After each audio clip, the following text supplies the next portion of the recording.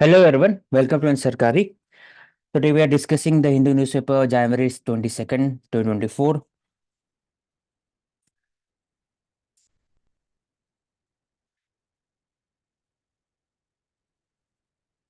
Starting with the first, the construction of Ram Temple is an instrument to unite the country.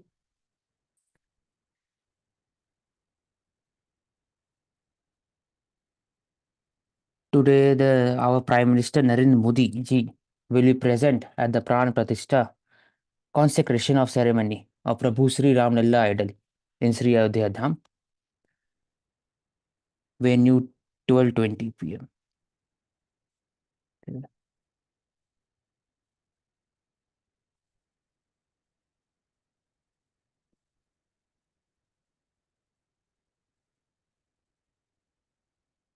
Biren to seek meet with PM as MLA discuss resignation.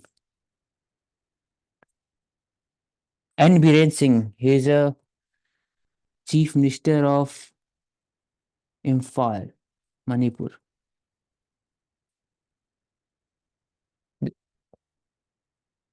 तो उसमें important क्या है?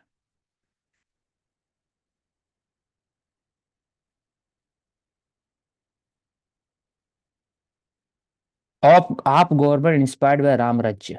We discuss the importance of the Ram Rajya and important key element Ram Rajya क्या है? No one should go hungry. People of different faith must be treated equally. Diversity, pluralism, governance, justice, liberty, etc. Indian context में राम राज्य just governance है, English में बोला जाता है.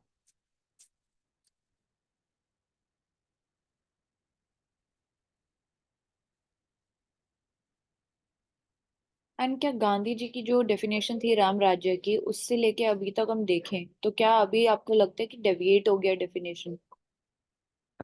Definition वैसे ही है गांधी जी के समय से अभी तक में. Interpretation of the Ram Rajya may be different for different political parties, but the idea of Ram Rajya justice in governance is the same.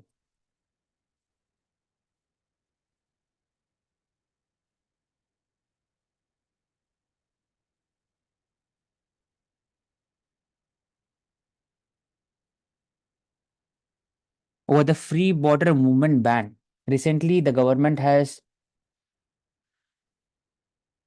banned the free border movement between the Myanmar and boundary of the Manipur, Nagaland, and Mizoram region, because the Kamkuki and NSCN, the separatist group residing in Manipur and also in the border areas of the states, were misusing the ban and they went smuggling arms, etc. So, Kuki body, this made, they said that fencing will not address some of the complex challenges.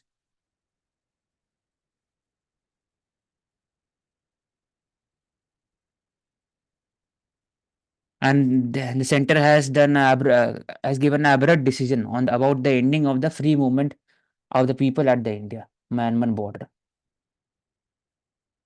Free border movement. Why it was important? So that the people residing in the boundary of both the country may interact and there would be a people to people exchange for normalization of the ties. लेकिन miss use के कारण ban कर दिया गया. तो कुछ travel को issue होगा इसमें से, कुकी एक travel. Mandate of ED way discuss की पीएमएलए के अंदर उनको होता है, फाइनेंस मिनिस्ट्री ऑफ फाइनेंस के अंदर में they carry out raids against the illegal immigration case. Passport act में भी उनका एक रोल रहता है. ईडी का डाइवर्स रोल है, सिर्फ और सिर्फ मनी लॉन्ड्रिंग से इशू नहीं. इन्फोर्समेंट डायरेक्टरेट,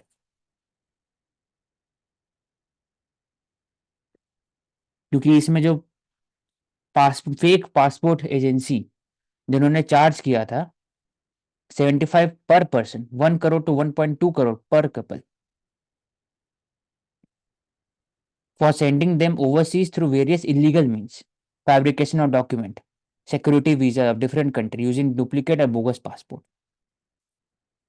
इसके लिए ईडी का मैंडेट आता है. हम्म,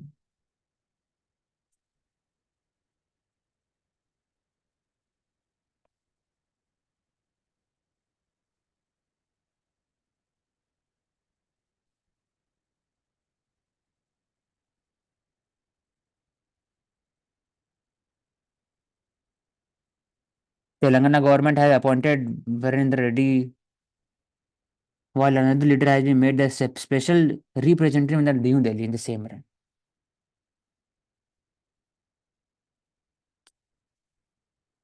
Not much important. Rights group decries suspension of funds over not displaying PM's photo at ration shop in Bengal. Civil rights organization in West Bengal have expressed concern over the report the central government has suspended 7,000 crore in fund allocated for the state paddy procurement and under the PDS. And under NFSA, तो ये इसमें important याद रखने को है, under NFSA 2013, it is a scheme for the public distribution system. इसी के अंदर में जो मैंडेट दिया जाता है स्टेट गवर्नमेंट को कि आप प्रोक्योर करेंगे और आप डिस्ट्रीब्यूट करेंगे to the fair price shop for the effective food security for vulnerable section of society, NFSA. और एनएफएसए के समय ही फिर बाली पीस क्लॉज आया था, जिसमें बात हो रहा था कि Indian developing countries can give subsidy और even do public stock holding under the issue of food security, calamity, war etcetera. तो एनएफएसए 2013 इंपॉर्टेंट एक्ट होगी।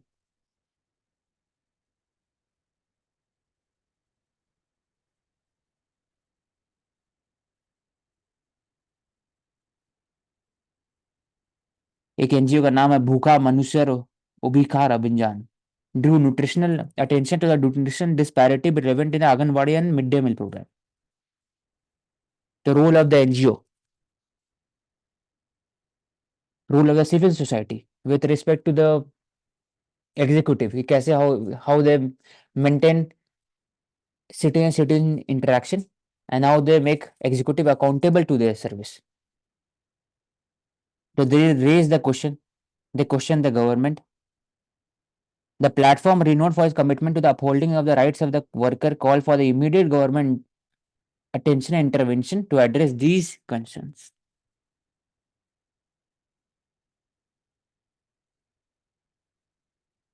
So regarding the dispersal of the fund, there has been always a problem between the states and the center. कि many of the states, for example, West Bengal and Southern state, they claim that center is not giving such enough fund with regarding to the PDS scheme. और यहाँ पर ऐसा decry कर दे कि PM का photo नहीं उन्होंने लगाया बंगाल में। तो इसमें से दो बस इंपॉर्टेंट एरिया निकाल सकते हैं, एनएफएसए सर्वे, एनएफएसए 2013, दूसरा कि centre and state issue over the PDS, third role of NGO. We discussed 2 weeks back regarding the heritage and how to conserve the language when there is no script available. With just two speakers, a language in Kerala with no script is on brink of extinction. मधिका, ये language extinct हो जाएंगे, यही दो जन सिर्फ बचेगा।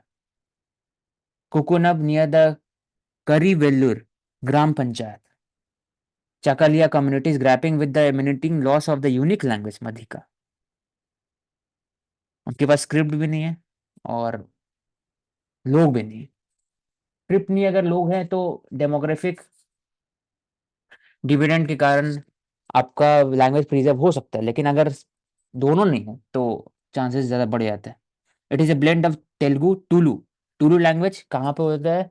It is a southern Karnataka. Tullu language Kannada and Malayalam mix है। People are of a community, especially youngsters, are not interested in learning the language. They prefer Malayalam taught in the school and spoken here. Lost interest among the youngster तो जब mains में जब पूछा जा सकता है कि how to conserve the languages और क्या क्या चैलेंजेस है in the conservation of languages, तो इसमें एक है lost of losing of interest by the younger generation. दूसरा, स्क्रिप्ट नहीं होना एक पहला कारण हो सकता है। सोशल स्टिग्मा भी है एसोसिएटेड विद द चाकालिया कम्युनिटी। अब लैंग्वेज अगर आप यूज कर रहे हो उस कम्युनिटी का, तो लोग सोचते हैं कि आप उस कम्युनिटी से बिलोंग करते हो। अब सोशल स्टिग्मा भी है। अनटचेबल भी कहलाते हैं। They are not participated, they are not allowed to participate in feast associated with marriages and funerals. So many of the young and educated want to disassociate themselves with the past. They don't even want to be identified by the language कि ये बोलने से उनका status कम हो जाएगा और मैं चाहता नहीं हूँ, तो आप मलयालम स्पीक करें। तो रीजनल डोमिनेट लैंग्वेज का रीच बढ़ जाता है as compare to small languages. तो और भी एक लैंग्वेज था, हर एक जगह में तो उसका लिस्ट डाला हुआ है ग्रुप पे। तो कैसे इसको रोक सकते हैं? तो यूज ऑफ टेक्नोलॉजी, फिर use of translator, linguistic expert को यूज कर सकते हैं कि आप फंडिंग दो और आप स्क्रिप्ट तैयार कर सकते हो, या फिर आप इसको रिकॉर्ड कर सकते हो, उसका मीनिंग हर एक, ये वॉइस है और ये मीनिंग है, ऐसे करके फिर फीड कर सकते हो डेटा। डिफरेंट डिफरेंट एरियाज है, आप इसमें काम कर सकते हो with regard to language.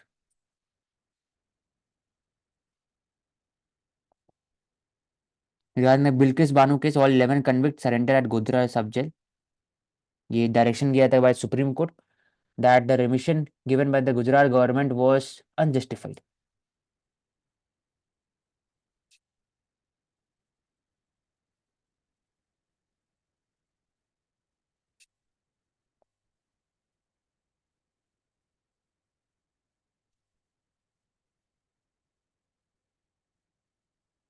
Make way for the Maths 2.0.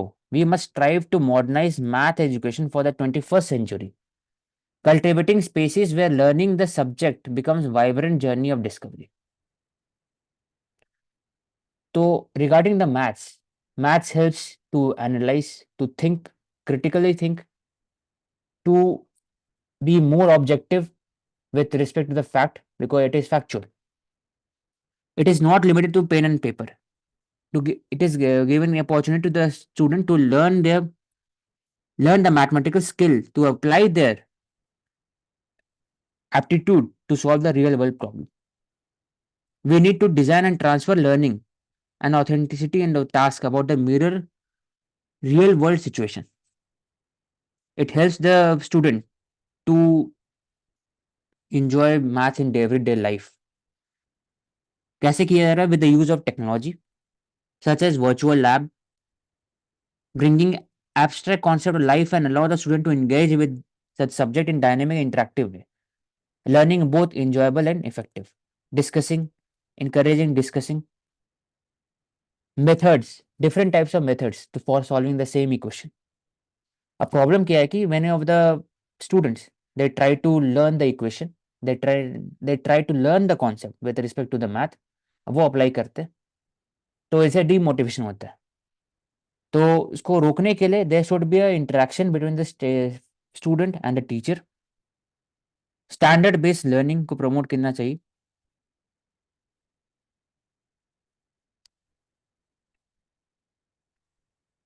Evaluating learning pathway, आप जो भी चीज़ नया सीखते हैं उसको कैसे आप रिकॉल कर सकते हो, एक्टिव लर्निंग में पार्टिसिपेट कैसे कर सकते हो, वो इंपॉर्टेंट है विद रिस्पेक्ट टू मैथ्स।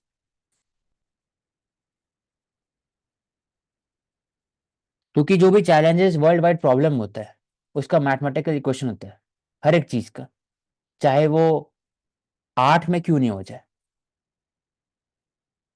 जो बड़े बड़े आर्टिस्ट रहे वो मैथ्स को यूज किए थे for figuring out the 3D image. जैसे फॉर एग्जांपल मुगल आर्ट में जो कुछ कुछ कांगड़ा पेंटिंग या फिर पिथौरागढ़ पेंटिंग वगैरह बाकी जगह भी, तो मुगल आर्ट में देयर इज अ 3 डायमेंशनल वे कि छोटे रहेंगे दूर में, सामने में, पास में बड़े पेंटिंग रहेंगे। तो वो भी यूज ऑफ ज्योमेट्री एक तरह से दिखाता है। तो मैथ्स हर एक जगह में यूज हो सकता है रियल लाइफ प्रॉब्लम में। बस बात ये है कि जब स्कूल में सिखाया जाता है, it is mostly related to the formulas. Formulas is part of the mathematics. Overall जो है लॉजिकल थिंकिंग और डिरिवेशन सबसे ज्यादा, कैसे वो डिराइव होता है, सर्कल में पाई कैसे आता है, that is based on derivation. तो एक और शुभ भैया, आर्ट के कंटेक्स्ट में एक फिबोनाची सीक्वेंस होता हाँ, ये है, याद आता है, मतलब हाँ। उससे। 1+0+1 1, फिर 1+1 2, 1+2 3, ऐसे करके फिबोनाची हाँ। सीरीज हो गया। हम्म। उसके बाद फिर जब सर्कल बनाते हो, उसी के अंदर फिर मुझे अभी याद नहीं आ रहा एग्जैक्ट वर्ड, लेकिन लियोनार्डो डा विंची ने और फिर बाकी जो बड़े आर्टिस्ट होते हैं ना, वो ऐसे ड्रॉ करते हैं सर्कल। उसके बाद जब आर्ट बनाते हैं तो मेन कैरेक्टर जो होता है एकदम एग्जैक्ट लोकेशन पे होता है जहां पर व्यूअर का ध्यान होना चाहिए, और बाकी पीछे में जो रहता है बैकग्राउंड, वो हेज रहता है। तो उससे जो व्यूअर का जो ध्यान होता है, मेन जो कैरेक्टर है उन पर रहता है। तो ऐसे भी मैथमेटिक्स यूज होता है with respect to the art, हर जगह जगह पे।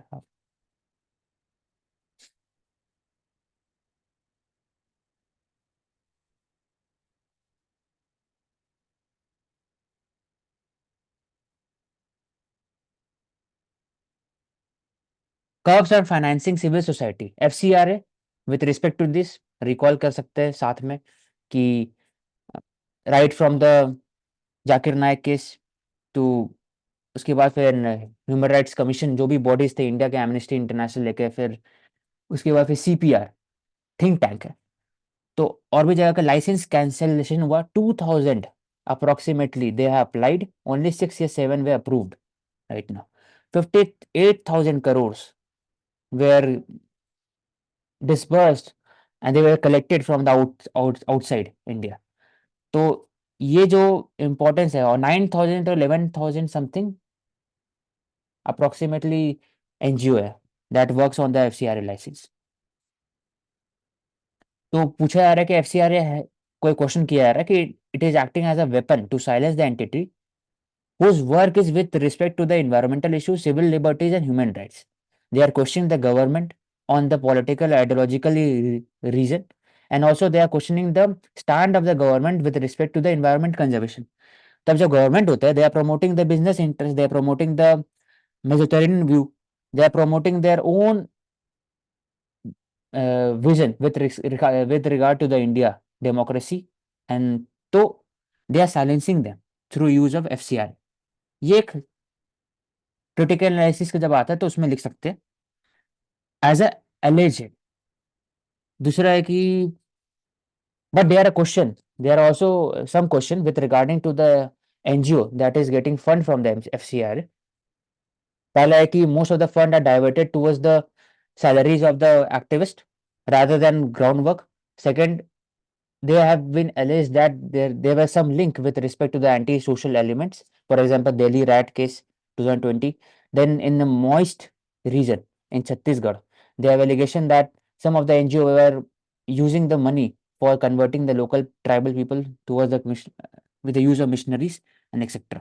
तो वो भी एक तरह का डिफरेंट टाइप्स ऑफ, अगर देखा जाए दूसरा फेस है with respect to the NGOs.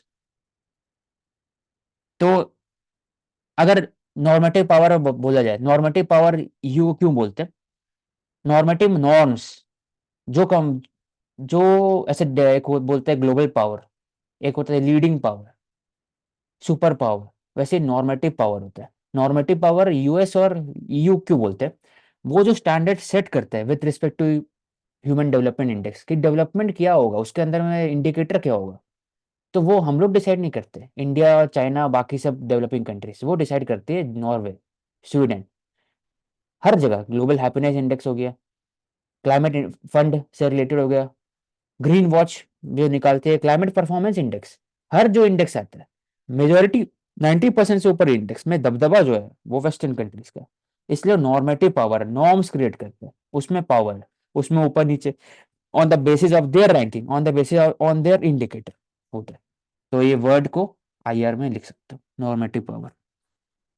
तो उन्होंने बताया कि डेमोक्रेसी इंडेक्स में इंडिया का स्टैंड है इलेक्टोरल ऑटोक्रेसी। तो जो वर्ड्स होता है, जब पॉलिटिकल साइंस में बात करते हैं कि words is very important tool to control, तो और to use power to influence. तो वर्ड्स यहाँ पर डेमोक्रेसी, आप डेमोक्रेसी लिख दोगे, लेकिन कुछ लोग बोले no it is not a real democracy, real democracy कोई और है। फिर कुछ साल बाद ठीक है, अब रियल डेमोक्रेसी हो गया, अब वही यूज करना स्टार्ट कर दो वर्ड, तब वो वर्ड भी खत्म हो जाएगा, उसका नया वर्ड आएगा इलेक्टोरल ऑटोक्रेसी। ये सब तरीका होता है। And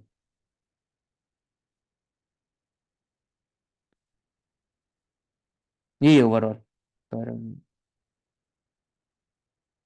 then coming to next, post office act, unbridled power of interception. तो post office bill which was a which will replace the colonial era Indian Post Office Act 1898। तो इसमें important area क्या था, टेलीकम्युनिकेशन बिल डिफरेंट था, ये post office है, post डाक उससे रिलेटेड होगा।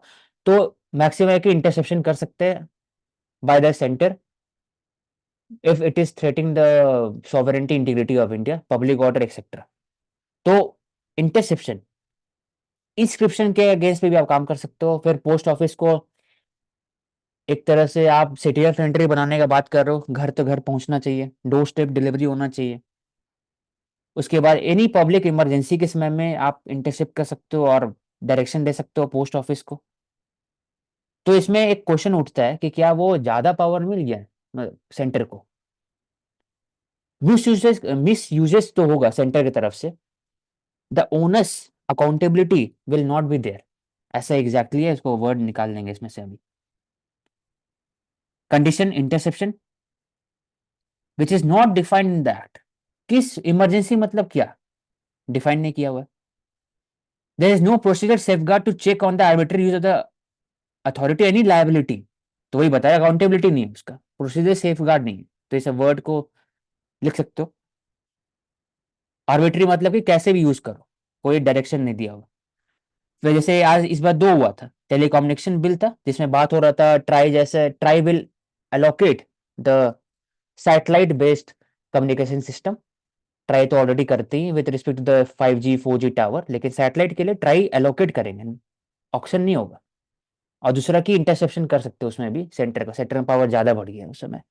तीसरा बात हो रहा था कि सेल्फ रेगुलेशन का बात हो रहा था with respect to the industries state standard, लेकिन उसमें डेटा प्रोटेक्शन का बात नहीं हुआ, उसमें बात नहीं हुआ न्यू टेक्नोलॉजी AI बाकी जो कैसे इंक्लूड करे हुए। एक टेलीकम्युनिकेशन बिल का बात हुआ, मैंने ब्रीफ में बता दिया, जो रिप्लेस करेगा Indian telegraph act 1885 and Indian wireless telegraphy act 1933। ऊपर में जो बात हो रहा है post office act, it is related this one. अब आते हैं ये जो टेलीकम्युनिकेशन का बात हो रहा है 69। और यहाँ पे हाँ औशिक एक ऐड करना पॉइंट कि टेलीकॉम बिल के अंदर OTT प्लेटफॉर्म्स भी कवर्ड नहीं है। हाँ, OTT भी कवर नहीं है, और इसमें 69 IT एक्ट 2000, ये बहुत इंपॉर्टेंट है। 66 वाले एक्ट थे, लेकिन उनको एक तरह से नल एंड वॉइड किया गया 2015 में श्रेया सिंगल केस में। इसमें बोला गया कि criticising the government and questioning the government does not amount that आपके ऊपर रीजनेबल रिस्ट्रिक्शन लगेगा, आप क्वेश्चन कर सकते हो गवर्नमेंट।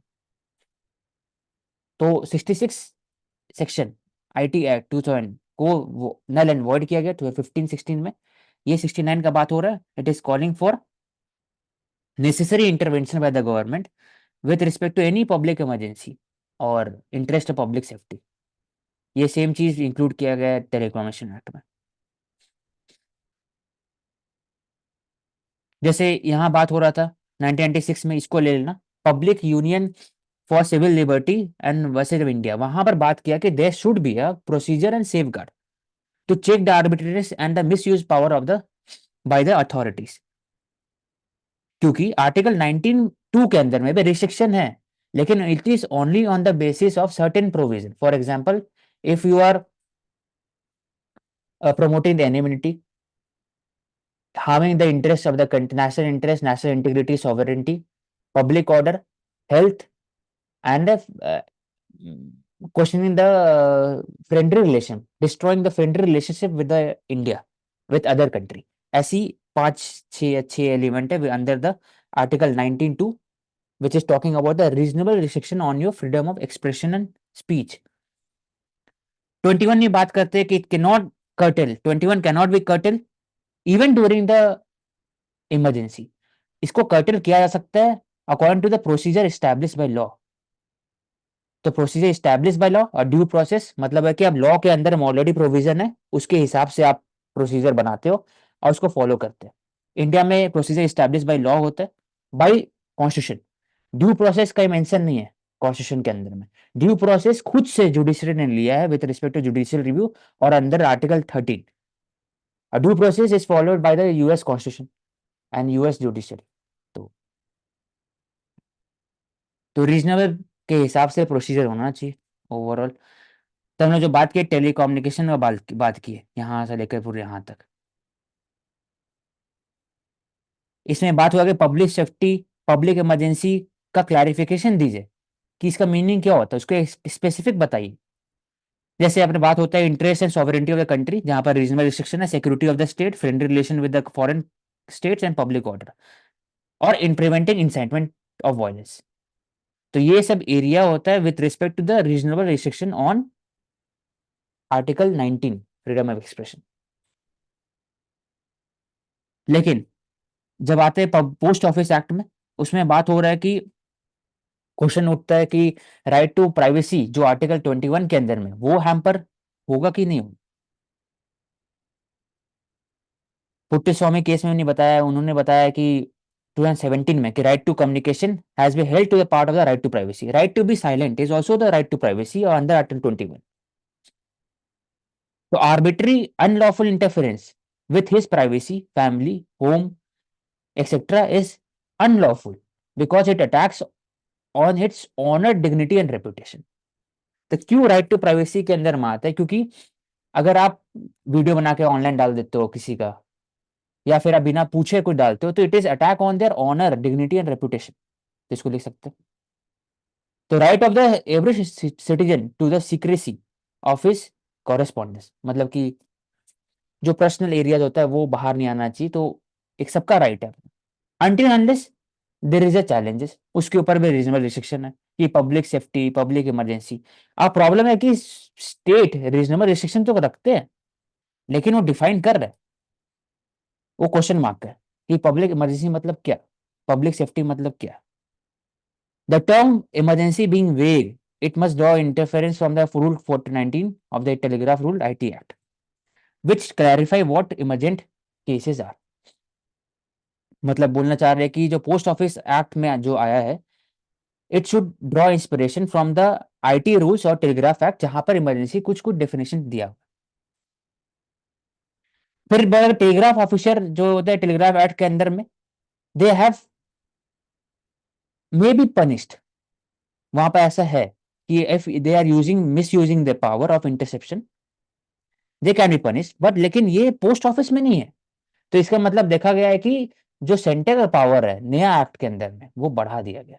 तो ओवरऑल पूरे जो आर्टिकल में जो समझ में आया, दो पॉइंट कि पहला जो इंटरसेप्शन किया जा रहा है through the post office act पास हो जाएगा, post office bill which will replace the post office act 1898, interception किया जा रहा है। दूसरा कि सेंटर पास अनब्रिडल्ड पावर है, ज्यादा पावर है और अकाउंटेबिलिटी कम है, अनलाइक पिछले टेलीग्राफ एक्ट में था कि there were some provision with regard to punishment or accountability।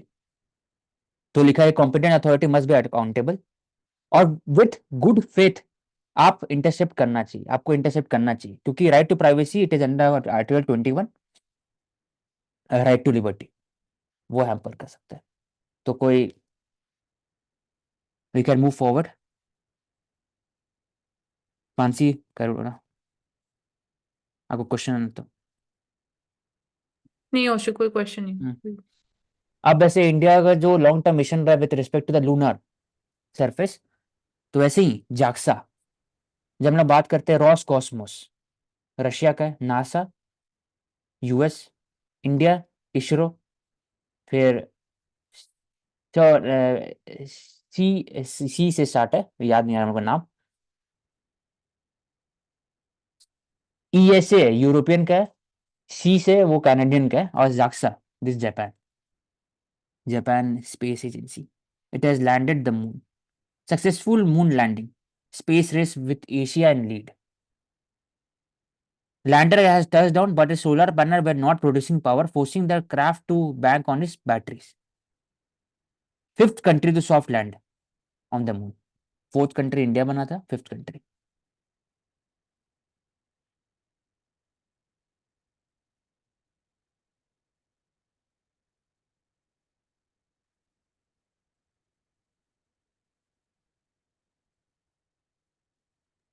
Canadian Space Agency, CSA. CSA, CSA. ESA, European space agency. तो बोला जा रहा है कि lunar JAXA learn the lesson from the SLIM. SLIM मतलब smart lander for investigating moon spacecraft. Expected to inform the planned lunar polar exploration mission. India-Japan collaboration with India expected to provide the lander. Precision landing is valuable because it allows the lunar mission to bring closer to the place of interest where there may be smaller paths suitable for the landing instead of the landing further away and roving to the area. So there will be in the future there will be coordination and collaboration between India and Japan with regarding to the lunar landing. So, revival of the IMEC, India Middle East Economic Corridor, IMEC. Geopolitics probably the biggest hurdle before the IMEC. क्योंकि उस region west Asia region is not stable. अभी wider conflict का बात होता है with respect to Houthi rebels in Yemen, Red Sea, Iran attack on Pakistan and Israel Hamas war.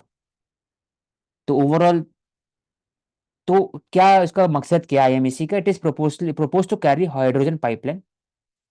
World will moves toward the decarbonisation and hydrogen pipeline के लिए important होता है electrolysis.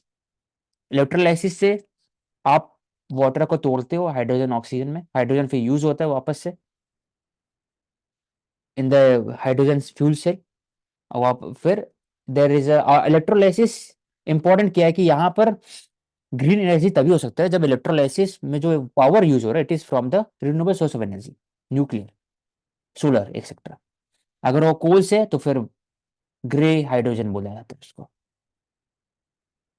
And hydrogen cable के साथ साथ इसमें हाई स्पीड डेटा केबल भी होगा. Yes. India national logistic policy ये बात करते हैं to lower the logistic cost. Currently 9 to 10% है. ग्लोबली वर्ल्ड में 6 to 7% के आसपास रहता है with respect China, US etcetera. लेकिन इसका दूसरा काउंटर भी ये है कि हमने डिस्कस भी किया था इंडियन एक्सप्रेस में एक बार कि वियतनाम, थाईलैंड वहां पर लॉजिस्टिक कॉस्ट 16% से ऊपर है, लेकिन तब भी वो प्रमोट करते हैं export. In China plus one strategy they are promoting export and many of the big MNC are moving towards Japan, Vietnam, Thailand etc. in spite of logistic cost, high logistic cost. तो इसका एक दूसरा पहलू भी. India बात करते हैं कि 70% of container is moved by road. optimum split should be 30% road, 30% railway and rest inland coastal shipping. लेकिन 70% रोड है. तो रोड जब है तो इसका मतलब कि एनर्जी कॉस्ट ज़्यादा है, लॉजिस्टिक कॉस्ट ज़्यादा है, रोड भी अगर ढंग का होना चाहिए. तो सबसे कॉस्ट इफेक्टिव फ्रीट होगा, फ्रीट कॉरिडोर. इसलिए इंडिया में बात हो रहा है डेडिकेटेड फ्रीट कॉरिडोर. और सेकंड इंलैंड कोस्टल. इंडिया में अभी 3 है करेंटली वर्किंग अच्छे से. एक फर्स्ट है गंगा, इलाहाबाद से लेकर Kolkata. Second is Brahmaputra and third is in the Kannaur region. Kannaur नहीं, हाँ